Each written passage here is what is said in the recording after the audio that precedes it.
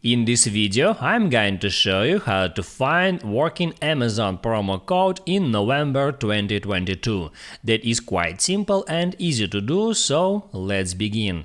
And first, open up your web browser. It can be Safari or Google Chrome, and then right here at the search box, just type in Amazon promo code and then hit on search.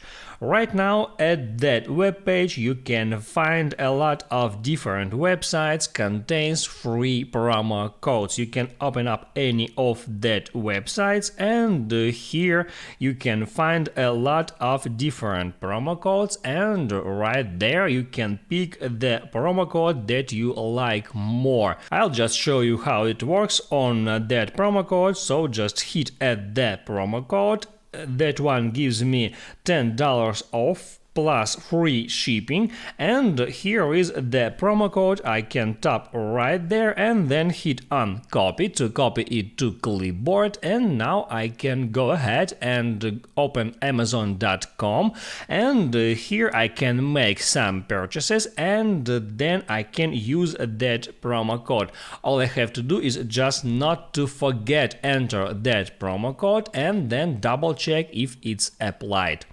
I hope it helps you guys, so don't forget to like and subscribe.